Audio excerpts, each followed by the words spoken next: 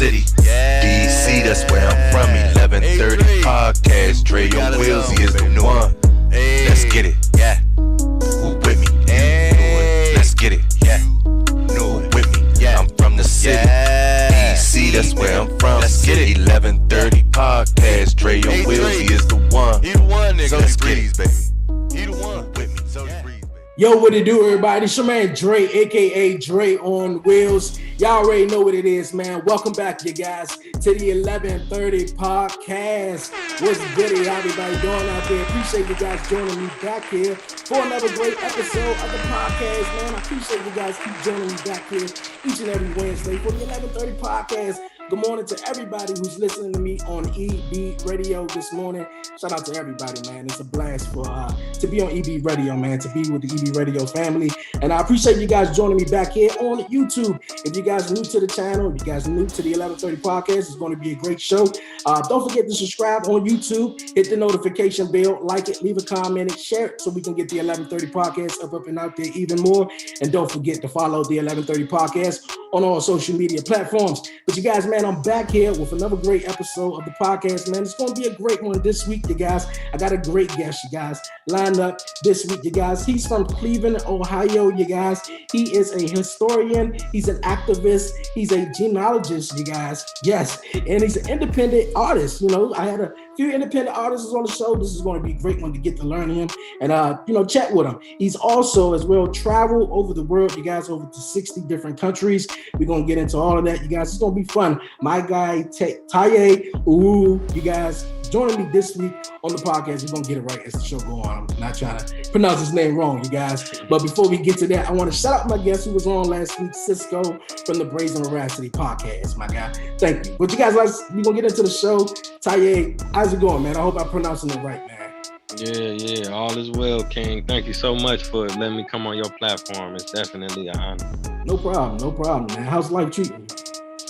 It's been good, man. Despite the pandemic, you know what I'm saying? I've been able to travel and still write and do a lot of things that I love, make music, spend time with my family. So all is well. Okay, man, that's good. That's good. Especially, in the times right now, a lot of us are, distant from our family. We trying to get back to that, time with a little bit of normalcy, at the end of the tunnel. So we trying to work hard with that. But Taya, man, I appreciate you joining me on the podcast. This is going to be a great one.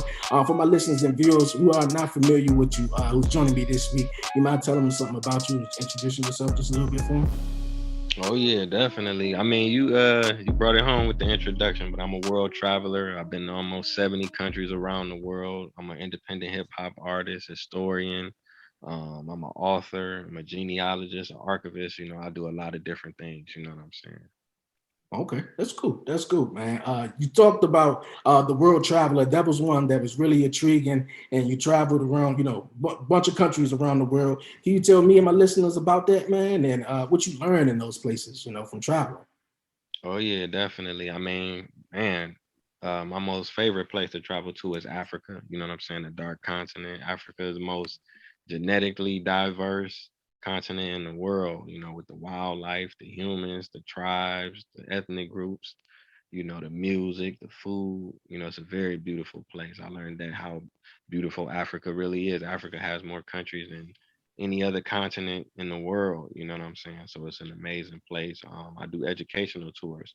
So I take groups to Africa. I take them to Ghana and Egypt and South Africa and Cape Verde and Kenya and different places. And I help clear up a lot of misconceptions that Americans, in particular Black Americans, have about African people and the continent itself. Okay. What's the number one misperception that Americans, especially Black Americans, have, misperception on Africa? I think the number one thing is fear. They feel like the things that they see on TV kind of speak for the entire continent. So, for example, you may see it's a war in Nigeria. That's only one country, you know what I'm saying? So if it's a war in Mexico and we live in America, that's two different places. Imagine you travel to Haiti or Jamaica or Canada. The people look different, the food is different, the weather is different, the language is different. So Africa is 10 times more diverse than that, you know what I'm saying? But if you do a lot of research, you'll find out that these things are not true. It's dozens of African countries that are far safer than countries like America or even places in Europe like London. Ghana is two, three times safer than the United States, especially, cities like Cleveland or Detroit or St. Louis or New Orleans, just lower crime rate, lower violent crime, less mass shootings, less homicides and stuff like that. But when you watch TV, it's like, oh, it's a war in Africa, or it's AIDS in Africa, it's rape, it's murder, it's all these different things. You know what I'm saying? Yeah, that's real crazy. I feel what you're saying. Why you think is it's like that the media portrays Africa to be, or America basically that portrays Africa to be such less of a place to be, or Um, I mean, I think racism is the number one thing. You know what I'm saying? They don't want us to reunite and connect with Mhm, our people. It's to their benefit. It's to their profit. They can make movies like Taken and Hostel, and mhm. just scare you to death. You know what I'm Yeah. saying? And when they go Mhm, over there, they get the diamonds and the gold and the oil and the platinum and the animals and everything else, so we miss out. Even you see the Asians go over there, you see the Europeans go there, people all over the world go to Africa, but for some reason we not really, excited about making that one of our destinations when that if you want beaches, they got the best beaches. Beautiful women, they got the mhm, most beautiful women. The mhm, animals, mhm. hands down. You know what I'm saying? Yeah, I understand.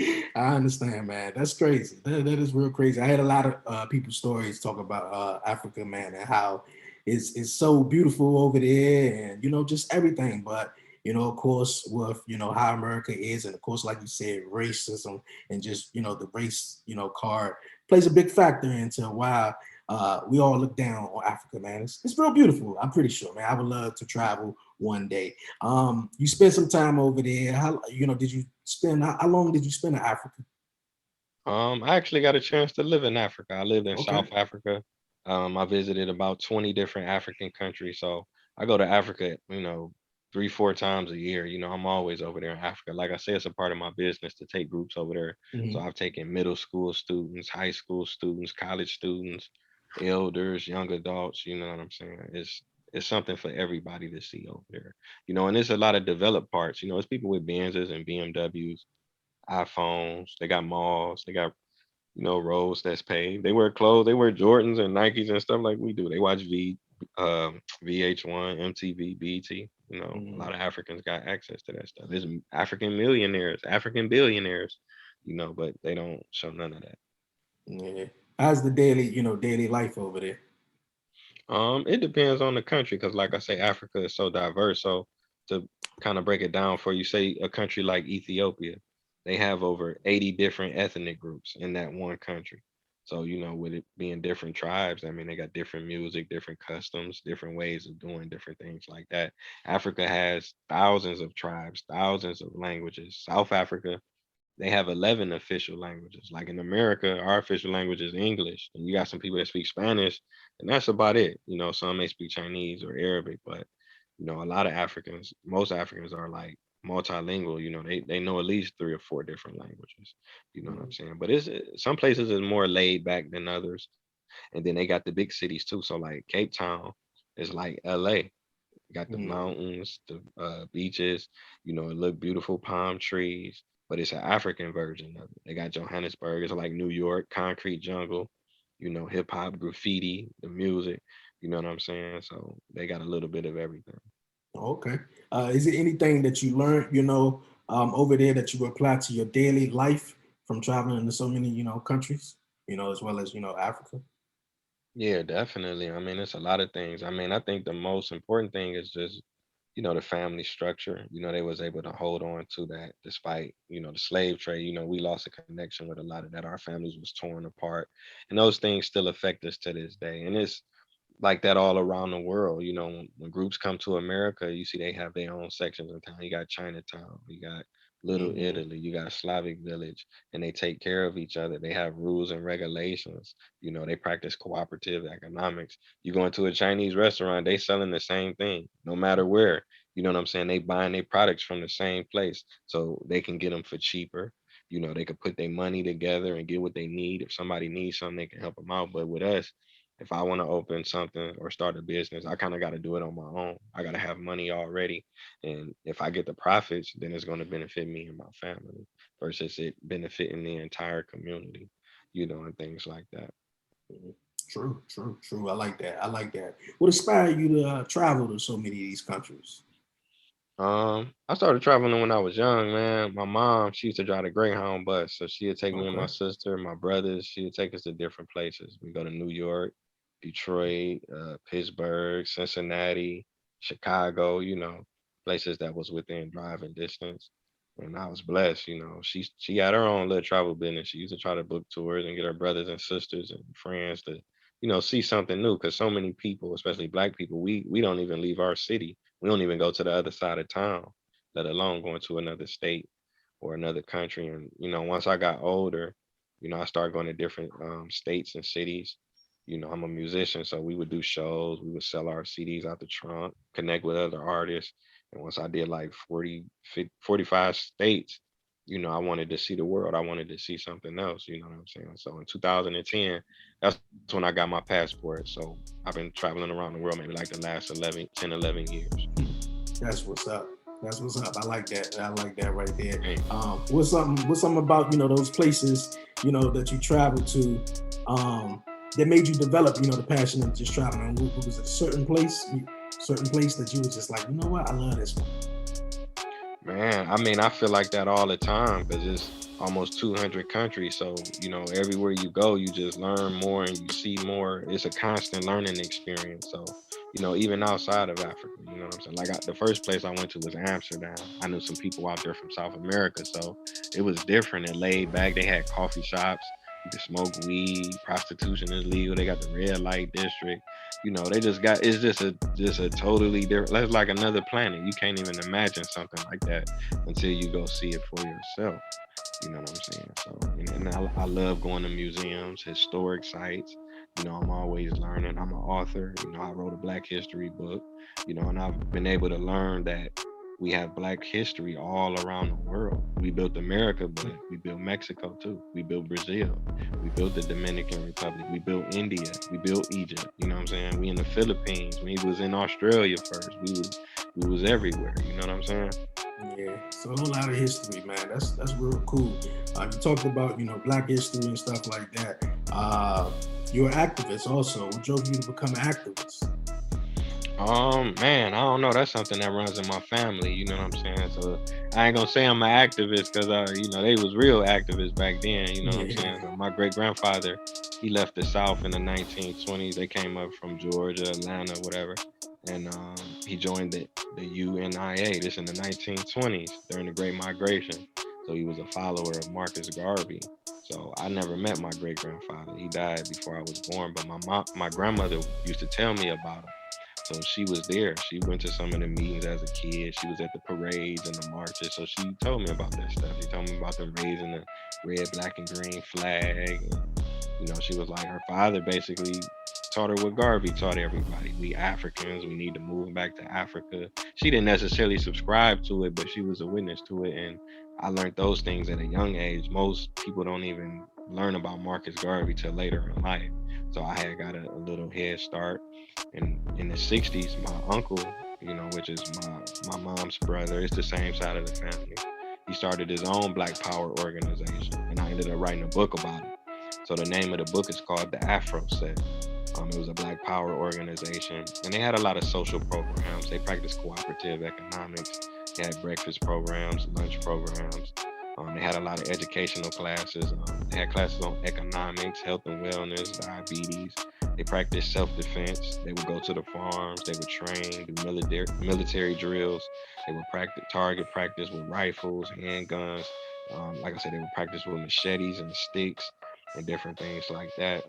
They were at the forefront of bringing that African history and African culture to the city of Cleveland. So, they had a shop and they would sell dashikis and head wraps and pottery and African artwork. They taught African language. They taught people how to speak Swahili, how to play the African drums. They opened up a theater. They did poetry readings, fashion shows, musical performances, and just a whole lot of other stuff they was into. Like people, People would come into the neighborhood selling drugs, they would run them out. If people Mm, came into the neighborhood prostituting and pimping, they would run them out. When the police, would brutalize black people, they would confront them. So it's a very exciting book. A lot of rebellions, riots, and shootouts and whatnot.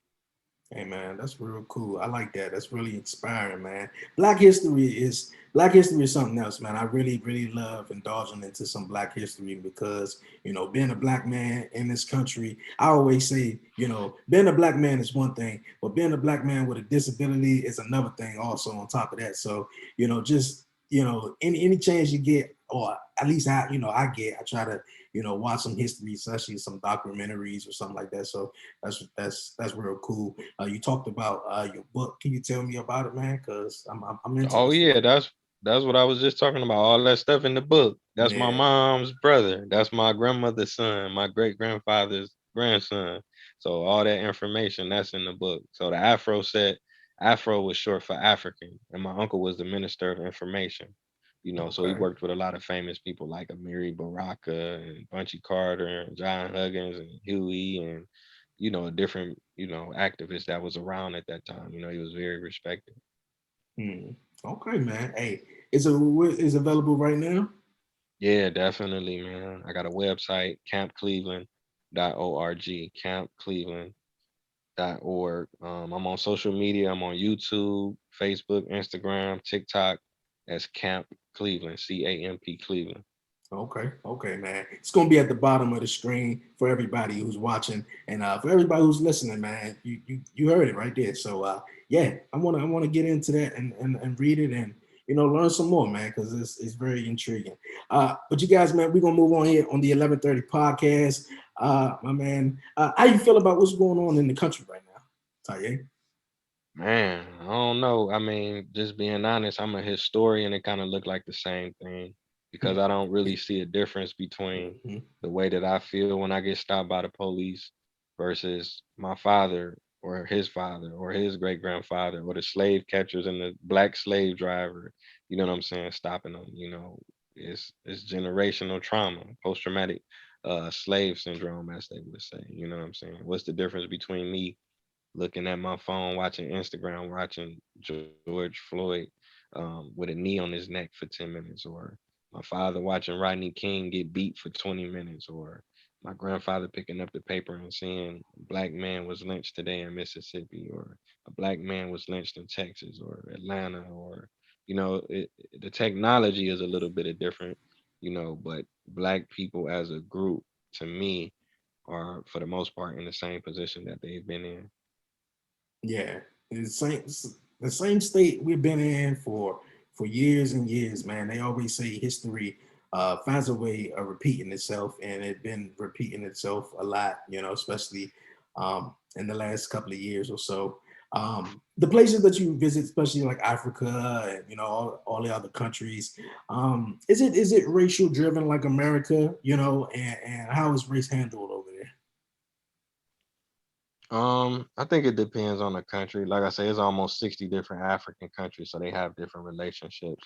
So a lot of African Americans, black people, they're not really familiar with the history of Africa, let alone their own history. So, Africans was colonized and enslaved and tortured and killed by Europeans just like we was. You know what I'm saying? They did the same thing all over the world. So a lot of African countries are fairly new. The boundaries and the borders that we see today, they pretty much came into existence in the last 50 or 60 years. So like South Africa, they just elected their first president in like 1994. So like I say, it's different instances. So in some cases, say you fly to Ethiopia, you flying on the airline, it's black owned. The flight attendants is black. The pilots is black. You get to the airport, it's named after somebody black. You take out money at the ATM, it's black people on the money. The president, the taxi driver, the fireman, the police, everybody is black. You feel what I'm saying? So instantly, the racial tension and the racial oppression that you feel in America, that you have felt every day of your life, and your grandfather and your great grandfather have felt for hundreds of years nonstop, is instantly removed, and that's a beautiful feeling. But like I say, some countries like South Africa, um, the racism is not as bad as here in America, but there is some racial tension. So there is some level of segregation. But one of the differences is South Africa is probably 90% black. Mhm. Okay, and I like that because what you said, it just the banks are black, everything is black, and it's about representation. How important is representation, especially in the black community? Yeah, most definitely. It's vital, man. It's vital. If Jesus is white, if Santa Claus is white, the police is white, Mhm. the last 40 presidents is white, all your school teachers was white. For the most part, that's our experience. Because they do the baby doll test in 2020. They did it 100 years ago. It's the same result. You get a black kid, you hand them a white doll. You say, "Who the smart doll?" They're gonna pick the white doll. Who's the beautiful doll? They're gonna pick the white doll. Who's the mean doll? They're gonna pick the black one. Who's the dumb doll? They're gonna pick the black one. Which doll look like you? That's crazy, man. That's real crazy, man. I always speak how representation is important, especially in schools. Like a lot of teachers I had were predominantly white, and I had a teacher on a couple of months ago who was from Cleveland, and Oh wow, talked okay. about how it's important to have more black teachers out there because I feel as though if you had a black teacher and a whole full of a classroom with black students, I think they'll be able to relate more, and have things in common than versus to a white teacher who don't really know the ins and out of what these students are going through and poverty and stuff like that. So self representation, man, is real big. It's real big, man. But you guys, man, we're gonna move on here on the 1130 podcast. You're a genealogist. Can you tell me about that? Yeah, definitely. I spend a lot of time helping people with their family trees. So, like I said, it's very important for Black Americans, African Americans to reconnect with their own history. You know what I'm saying? And they can learn about people like my Uncle Buster, my great grandfather. You know what I'm saying? Like, we need that for our own families because we probably have so many people that did positive things, but we just been disconnected from them. Our family is our lifeline. A lot of people don't realize you got two parents, you got four grandparents, eight great grandparents, 16 great great, 32 great great great, 64 great great great great, 128 great great great great. That's five great grandparents. That's only going back maybe 200 years. So your last name might be one thing, but you got almost 164 other last names that you connected to by blood. You feel me? Yeah. When you trying to just find your family tree, or just start your basically your own legacy. See where where you came from. Yeah, definitely. Because I do it for people and they be surprised. Sometimes it's a lot of positive things. You know what I'm saying? And your history is kind of like your GPS, man. You know what I'm saying? You want to go somewhere, you got a destination, but your GPS don't ask where you coming from. You know what I'm saying?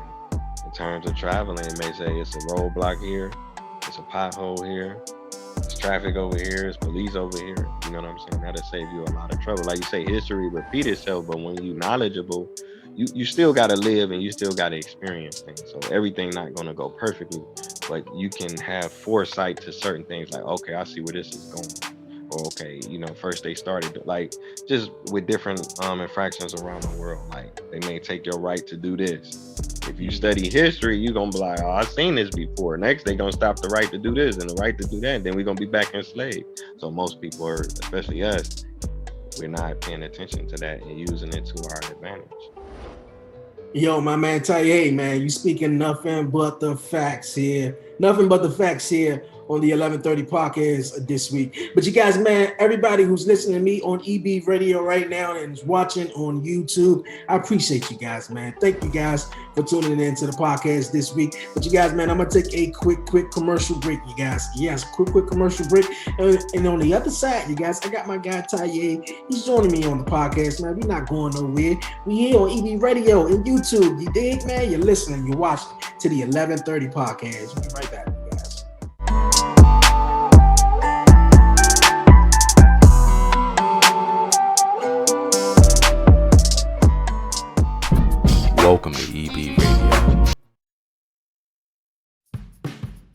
podcast just got a lot easier.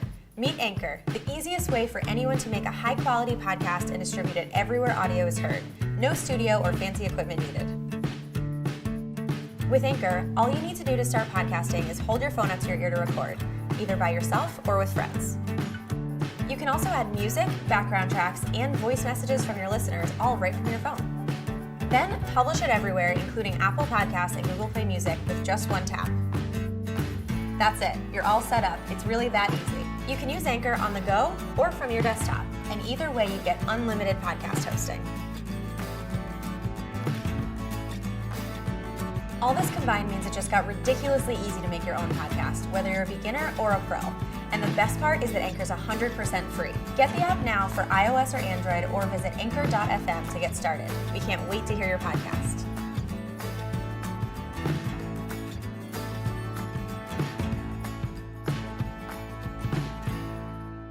Paper, nigga, what it really cost you? If you grind from the bottom, then it feel more awesome. Awesome. Don't be scared of us. Just approach with caution. 1130 podcast, nigga, is you watching? I'm from the city, DC, that's where I'm from. 1130 podcast, Dre on Wheels is the one. Let's get it. Yo, welcome back here to the 1130 podcast. Appreciate you guys sticking with me throughout the commercial break. I got my guy from Cleveland, Ohio, you guys, Taya, man. He's an activist. He's a historian, you guys. He's an independent hip-hop artist, man. Yo, he's joining me on the podcast, chopping it up, man, having some fun. What made you want to like learn, you know, in the genealogy, to kind of like learn family tree and also help people out to find out who they great, mother or sister or uncle may be. Man, that's something that started with my family again. Like, I got a cousin, my cousin John. He was doing genealogy like in the 90s, I believe, in the 80s. I don't know when he started it, but when he was doing it, it wasn't as easily accessible as it is now. You know what I'm saying? So he put a lot of time into it, and I thought that was something that was amazing and that I wanted to do. But by him being my cousin, like I said, we got different sides of the family. So our family tree is not going to be 100% the same because he have his own father. You know what I'm saying? Things like that. So I picked up the torch and to do it for my side of my father's side of the family. Now, you find things like slave schedules and birth certificates and marriage licenses and just different things like that. And it's a lot of information on there where you can find, what type of work your family was doing, where they from. You still have people down there, certain names is common. So say, for example, Edward, that's a common name in my family. It might be 3 or 4 people in my family named Edward. Then I found out my great great grandfather name was Edward. Then I started looking up people um online with the name Edward in my last name. And I reached out to a dude. He was in California. And I'm like, man, this or that person. He like, nah. And I'm like, where you from? And he was from the same town that my great grandfather was from. So, we would believe that we're related. You know what I'm saying? Okay, man. Hey, that's cool. What keeps you motivated, man? Because you're very motivational, the way you talk and stuff. So what keeps you motivated? Man, my family number one, you know what I'm saying? My mom keep me motivated, my brothers and sisters, you know what I'm saying? That family is important, man. That's a game changer. And just knowing my history, that's a foundation right there. When you know your history, you could walk into a room and feel confident, no matter who's on the other side, you know what I'm saying? And I just try to stay motivated and help people and count my blessings. I'm thankful for all of my experiences and I try to share with people, so I'm not just being selfish. So I always, like on my YouTube page, I post a lot of content and videos of Africa. So you'll see when we go into the pyramids, the Valley of the Kings, the Valley of the Queens, the temples, the tombs, when we go into the slave dungeons, we go into the door of no return, because a lot of people may not get the chance to see these places or see this history. So, that keeps me motivated. People comment, people have a lot of questions, and I don't mind helping. You know what I'm saying? I try to give back too. I do a lot of social stuff. You know what I'm saying? I done volunteered at orphanages, volunteered at community centers, tutored, mentored, worked with people with disabilities, done warm winter drives, Christmas giveaways, back to school giveaways, In 2020 during COVID. I tried to help as many people as I can all around the world. I sent money to Cuba, and I bought groceries for people in South Africa. Then I helped some people get some medicine in the Philippines. And I helped some people in Ghana. You know what I'm saying? Even though I was locked down and I couldn't move around, I was still able to try to help other people, as much as I could. Hey man, that's what's up. That's what's up. You're gonna get all the blessings right there, man. Yeah, I heard about, read about, you was telling me how you, give away food and food banks and do all a bunch of stuff, in the community, and you work with people, who have certain disabilities and stuff like that, man. So I love it, man. Just keep doing your thing. That's what's up. That's what's up. But you guys, man, we're gonna move on here on the podcast, you guys. I also told you before the show, I really dig the music. I checked it out on YouTube, my guy. How long you been in the music game? Man, I started writing my first raps when I was like in fifth or sixth grade. We was just doing it for fun, make people laugh. I've always loved music, been around music. Older brothers, fathers, and cousins. We always had a house full of people living with us, bumping music, having house parties. So I grew up, blessed and fortunate enough to be able to listen to the KRS Ones and Ghetto Boys and Public Enemy and Rakim and Ice Cube and stuff like that. Then maybe in middle school, that's when it kind of got competitive. High school, we started learning how to write songs and hooks you know, and just took it from there and kept going. It's something I love to do. It help relieve the stress. You know what I'm saying? I like making people feel good. I like making people think with my music. They're not gonna hear the same thing that they hear on the radio all day or see on TV all day. Okay, okay, I like it, man. Like I said, I like it. Do you feel as like today's music is different, man? Because I was actually getting a haircut, and a guy who was just he was playing majority R&B, and I was just, he said it, and I replied back, and I was like, "You right about that. They don't make good R&B music no more. Like they don't make good music like they used to at all, though. But how you feeling though about the hmm music business, in general now?" I think a lot of people sound the same and it's kind of blurry. Mm-hmm. Like even with the R&B and rap, it's like Mm-hmm. in the 80s or the 90s you had R&B and you had rap. Yeah. So for example, when I was coming up, I listened to Bone Thugs and Harmony. I listened to the Mm-hmm. Wu-Tang Clan. I listened to Outkast. If you took Bone Thugs and Harmony and put them on a Wu-Tang beat, and you put Wu-Tang on a Bone beat and the Outkast on the Wu-Tang beat, the songs would sound totally different. But the people I'm hearing on the radio, you could put them on each other's songs and it'd be the same song, same tempo, same flow, same hook. Even with the R&B, all of the most of the R&B people, with the exception of some, I'm not gonna say all, they kind of sound the same. And I think that the record labels try to do that intentionally because it's kind of like when hip hop first came out, they didn't think it was going to last. So back then, it was about just whoever was the best. You know what I'm saying? So you had a lot of conscious and pro black music, and then once they got it, kind of weeded those guys out. It was all about something else. It was just about strictly making money. Strictly the negative aspects. It was more it was a little bit more diverse back then. Party music, conscious music, gangster music. You could get a Mm-hmm. nice little mix up. Yeah. But now it's just everybody doing the same thing. Same thing. You're right about that, man. It's a guy like Yellow Beezy. I like him though, but man, when I hmm first heard him, he sounded like Chris Brown. So it's like it's so many guys that sound the same, and it's no really distinction. But what's Taye's rotation playlist like? Your top 10 music guys that you may listen to daily. Maybe traveling or just doing your thing on a daily basis. Man, I try to mix it up and I listen to all type of music. I listen to old school jazz, Mm, Billie Holiday, John Coltrane, Marvin Gaye, Donny Hathaway, Tupac, Nas, Bone Thugs and Harmony. I listen to a lot of foreign music too. They got some guys that can rock and can rap and sing.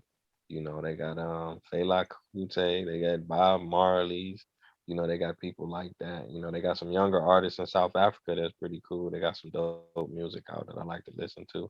I can't remember all their names at this time, but I try to listen to a little bit of everything, and that keep me motivated and help me want to write about different things and not sound like nobody else. and different things like that. I like Nipsey Hussle. I like J. Cole. I like Drake.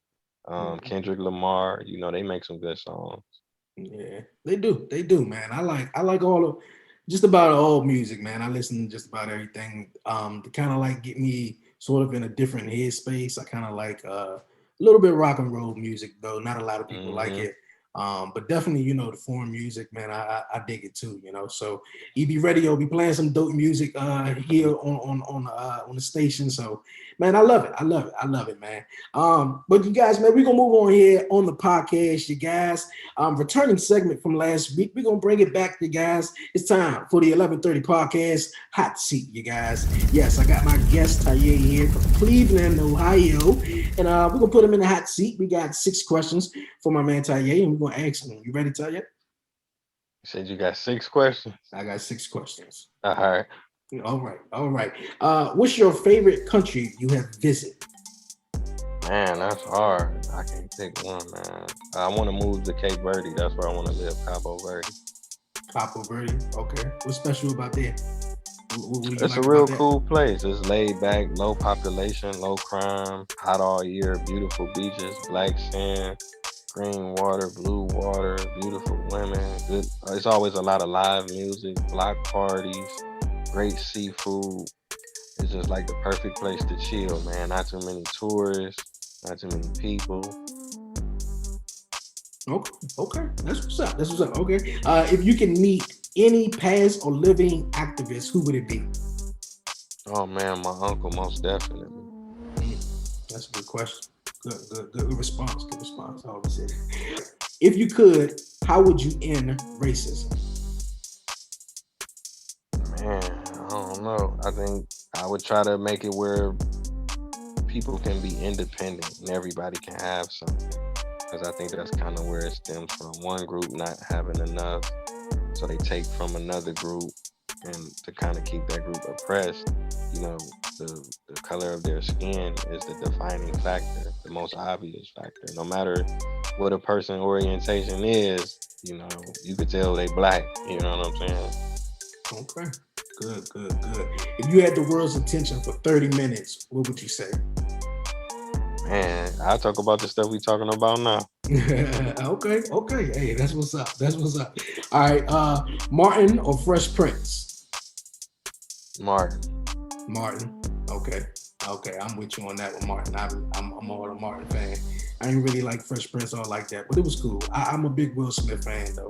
I like Yeah, Fresh Prince was cool. I think Martin, it seemed like almost every single episode was classic. Then Fresh Prince got some good ones, then they got some alright ones. Yeah, Martin always on late night, so I can just turn on BT and just, they playing like 4 or 6 episodes back to back, and all of them good. So, Martin. All right. What is something you like eating that everyone hates? Man, I don't know. I eat a lot of good foods around the world. Let's see. I don't know. Maybe I wouldn't say hate it. They might be afraid to try African food because they scared. Okay. Why they scared? Why you think they make you scared of trying African food? Because it's the whole perception. Like, Africans, they eat lamb and chicken and beef and fish, but they gonna think monkey brains or something crazy. Camel or something that. You had monkey brains before? No, that's what I'm saying. They gonna think it's that. You know what I'm saying? Like, you want to try some African food, they gonna instantly think something nasty. You know what I'm saying? But no, never, man. Them Africans, they be cooking up some stuff. It be good. Yeah, man. They can eat, man. Hey, yo, Ty, man, I appreciate you joining me this week on the 11:30 podcast, man. It was fun chopping it up with you. Before you go, you have any questions for me? Anything you'd like to say? Any shout outs? Nah, man, I just want to thank you so much. I really enjoyed this, man. I'm thankful for you even allowing me to come on here. Like I said, if anybody got any questions, they want to check out my music, my books, any questions about the tours, you can check out my website, campcleveland.org, or you can reach me on social media, Camp Cleveland. You got it, you guys. campcleveland.org. campcleveland.org, you guys, and follow him on social media. Yo, Ty, man, I appreciate you joining me on the podcast, man. It was fun chopping it up with you, man. Very inspirational, motivational, my guy. keep doing your thing, man. Keep traveling the world, man. I always tell a lot of people I'm from DC. The only places I really been as far as is South Carolina, and besides maybe Maryland and Virginia, was just like next door to us. But I would love to travel, man. I can't wait, to the future, man, to travel to Africa and to many other places, man. I'm gonna take a picture and I'm gonna tag you in it. I'm gonna be like, Taya, man, I traveled here, man. So right. I look forward to it. Yeah, man, it's cool, man. I always say, man, God keep blessing me with like-minded people on the podcast to chat with each and every week. And won't he do it, man? Won't he do it? So I appreciate you, my guy, and keep doing your thing, man. Keep doing the music and being the guy you are, man, and stay safe. And I appreciate you joining me. King. Appreciate it. Yo, Taya, man, thank you for joining me this week on the 1130 podcast, man. It was an awesome time chatting it up with you, man, for real. Just like-minded dudes, man, just chopping it up. Great time, just picking your brains, man. You travel the world, and just so many dope places, and just hearing, your stories of Africa, man, because, that is the perception here in America. Everybody always say, oh, go back to Africa, or look at you look like you've been in Africa, man. Like, come on, man. And I hear so many stories, not just from Taya, just from a lot of people, and talk about how Africa is such a beautiful place, and people leave there and go, live in Africa, or just so many stories, man. And I would love to go. I would love to go one day and just visit. But Taya, man, I appreciate you joining me here on the podcast. You guys visit campcleveland.org, you guys, and follow my man on all social medias, you guys, Camp Cleveland. You guys, man, it was a dope time chatting with you, man. It was really, really cool. Man, it's been an awesome show. It's been a great week, you guys. Yo, man. This past Sunday was Mama's Day. Shout out once again to all the moms out there. Hope you guys turned up, had a great time. Hope you didn't get too loose. But I hope everybody had fun, man. Once again, happy Mama's Day. Happy belated Mama's Day to everyone, once again. My mom, your mom, everybody's mom, the moms that are not here no more, and moms to be, you dig? But Father's Day coming up next month, so we're gonna get all the love for the guys. You know how we do it. Yo, man, it's been an awesome show, man, for real. Yo, man, I ain't going nowhere just yet, you guys. It's time for the WTF moment of the week, you guys. Yes, man. It's time for the WTF moment of the week. And I got 3 of them this week. Yes, I think that's the first. 3 WTF moments this week. Okay, we're going to start it off, you guys. Floyd and Jake Paul, though, really? My man Floyd wasn't having it. And Jake Paul, he's a YouTuber. He been doing this thing. His brother was actually on WWE SmackDown not too long ago, prior going into WrestleMania. But man, this whole situation is crazy.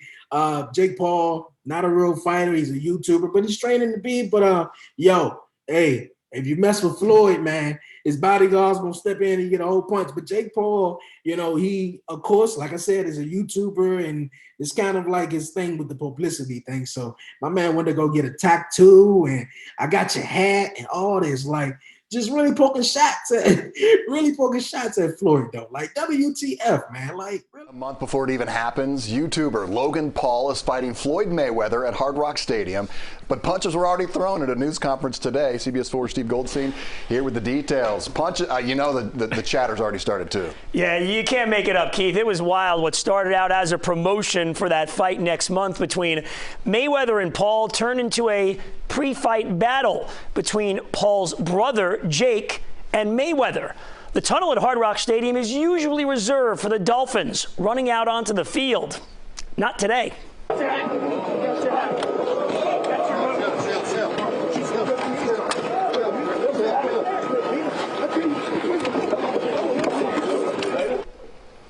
All right, they all got into it. Now, before the melee, there was an actual press conference.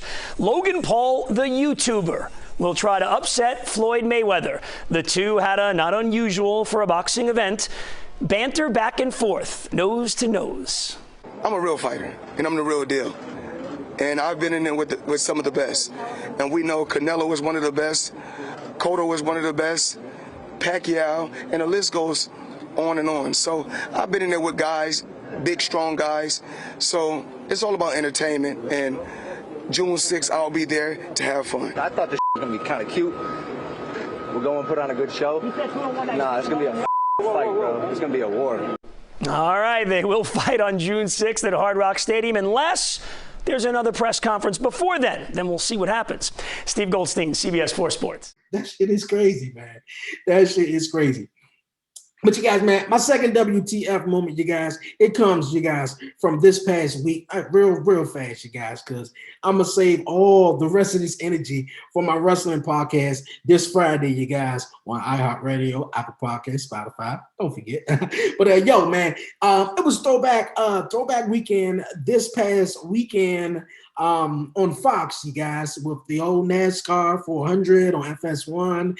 And Friday night, this past Friday night, they had SmackDown, throwback SmackDown.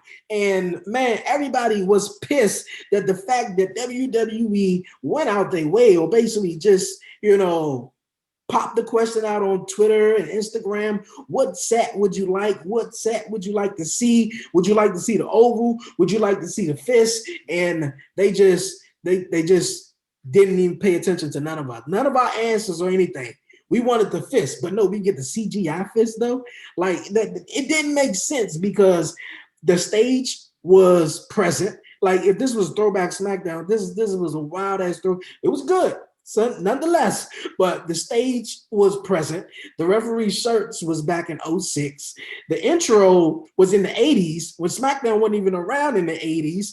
So it was just like WTF, bro. Like, but man, oh man. Okay, we're gonna move on, you guys. I'm gonna say the rest. Visit me this Friday, you guys, on Talk Pro Wrestling. Okay, last WTF moment, you guys, of the week. The Amazon guy, you guys. I know a lot of people out there, especially Mother's Day this past Sunday. A lot of people was ordering packages, trying to get their Mother's Day gifts in and all that good stuff, man. The Amazon delivery guy, he was just like, yo, man, I made my delivery. Let me get out. All right, let me go ring the doorbell. And my man went to go scan the delivery package, and he got some cactus stuck in his ass, man. Man, that is crazy right there. On camera and everything. On camera, you just picking one out, one by one. Just gotta pick them out. Like WTF. I know my man ass had to hurt, for the rest of that day, man. For the rest of that day. WTF, man. I know he will watch his surroundings when he bend over next time. Yo, man, that is crazy, man. Crazy. Yo, man, I'm about to head on out of here. It's been an awesome show, as it is almost every week, you guys. Almost every week. It is, man. Awesome show here every week, you guys, on YouTube, and especially, you guys, on EB Radio. Yes, man. Yo, right after this show go off on EB Radio, you guys, man, it's going to be some dope music coming up, you guys. So, yeah, man, get used to it. EB Radio. But like I said, you guys, I'm about to head on out of here. And before I do, you guys, don't forget to follow the 1130 Podcast on all social media platforms. Follow me on Twitter at Dre on Wheels. Follow me on Instagram at the 1130 Podcast. Like the 1130 Podcast on Facebook. Subscribe. Yes, subscribe to the 1130 Podcast on YouTube. You did? Yes, you can go back and watch some past episodes of the 1130 Podcast, man. This is episode 76, you guys. So we on the countdown. We on the road. It's just May, but we gonna get there in October, you guys. It's the 100th episode of the 1130 Podcast. You did? So yeah, man. Like I'm running down my social medias. Hit me up. Who would you like to see be a part or be a guest of the 1130 Podcast 100 episodes? So hit me up on social media. For real, you dig, man? And yo, hit the notification bell so you don't miss an episode. Leave a comment, all that good stuff, you dig? And the 1130 Podcast, Talk Pro Wrestling. Visit me each and every Friday, you guys, on iHeartRadio now. Yes, and yo, the 1130 Podcast just reached 3,000 downloads, you guys. So I appreciate everybody who's downloaded the episode, who played it, who listened to it, who even watched it on YouTube, man. It's the 1130 Podcast, Talk Pro Wrestling, where I interview some of your favorite independent referees, ring announcers, man, wrestlers, you name it, you dig, man. It's all wrestling each and every Friday. Available now on iHeartRadio, on Spotify, Apple Podcasts, Google Podcasts, Anchor FM, and more, you guys. Go check it out. And yo, if you would like to be a guest here on the podcast, email me. That's the1130podcast@gmail.com. The1130podcast@gmail.com. Yo, well, just hit me up on social media so we can work. You know how we get down. Just like my guy Taya, man. He reached out to me and told me, man, yo, man, I travel all over the world. I'm a music guy. Let's work, man. I love it. So you know what it is, man. So I appreciate everybody who support the 1130 podcast. We trucking at it, man. We trucking at it. We're gonna keep going. We're gonna keep hustling at it. I just love the response that everybody get from family, from friends, associates, whoever. Just yo, I love what you're doing. You're doing a damn thing. Keep doing it, man. I keep doing it, man. Keep doing it. Keep doing it. So yo, I love it. And before I go, you guys, EB Radio. Once again, you guys, download the free EB Radio app for everybody who's watching on YouTube. For real, EB Radio, download it, man. Google Play, at the App Store. Got all your favorite music, R&B, hip hop, gospel Sundays, all your dope podcasts like Ride the Wave from This Morning. You got Quiet Storm. You got DJs playing throwback. You got the Chronicle Bomb podcast, you guys, Mondays at 8:00. Man, you got all types of dope podcasts here on EB Radio, man, and the 1130 podcast, man, for real. Each and every Wednesday here on EB Radio, man. Like I said, download the app, man, for real. Yo, it's been a hell of an episode. It's been a hell of a week, man. Can't wait to join you next week and see you next week, yo. I'm out here on out here, yo, man. Hey, you guys, man, stay blessed. Give all the glory to God, man. And yo, just pray for it. Pray for it, man. You feel me? Anytime that you're going through it, it may feel like a bad time in life. It may just feel like, hey, nothing get better. Hey, you pray and you give it all to God. He's going to change it around, man, for real. I ain't just saying that, but hey, you got to do it yourself. But yo, it's your man Dre, a.k.a. Dre on the wheels. I'm out. I'm from the city, DC, that's where I'm from. 1130 podcast, Dre on wheels, he is the one. Let's get it, yeah. Who with me?